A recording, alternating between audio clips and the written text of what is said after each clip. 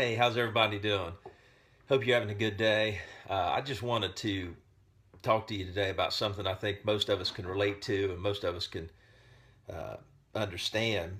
It's a story in the Bible where the disciple Peter got out of the boat, walked on the water. He said to Jesus, Lord, if it is you, bid me come. And Jesus said, come. And he got out of the boat, he walked on the water, but he began to see the wind and the wave as being bigger than the faith that he had had the courage to get out of the boat and walk to Jesus.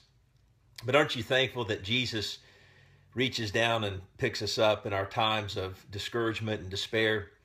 And he picks Peter up and he says, oh, you have little faith, which just means literally an undeveloped faith. It doesn't mean that Peter didn't have faith. If he didn't have faith, he wouldn't have got out of the boat at all. If he didn't have faith, he wouldn't have walked on the water. Many of you listening to me today, you have faith. You have faith in someone or something, whether it's your boss, whether it's your bank account, whether it's your family, whether it's a friend, whether it's your wife, whether it's a car you're driving in or the phone that you're holding in your hand. Hopefully many of you have faith in God also. What's interesting is most of us have an underdeveloped faith, if we were honest.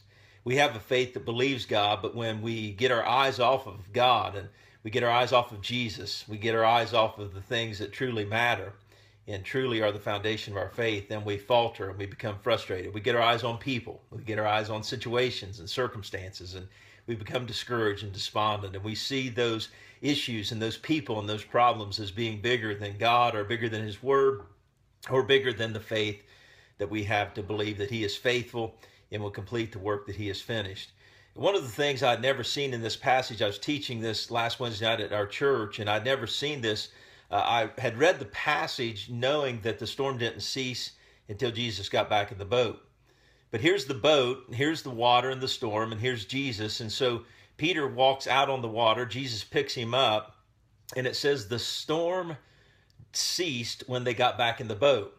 So that tells me that Jesus had to hold the disciple Peter's hand, or he had to be carrying him as he continued to walk on the water. Now here's what I love is that Jesus carried or walked with Peter back through the storm, back on the water, back through the waves, back through the wind that Peter had just tried to walk through to get to Jesus. You're saying, Rob, what are you saying? I'm saying this. It's an amazing thing. Jesus, who had the ability to walk on the water, and later in Scripture we see where he said, shh, peace be still, and the storm ceased. He didn't ask the storm to cease until he walked Peter back through what Peter had walked through to get to him.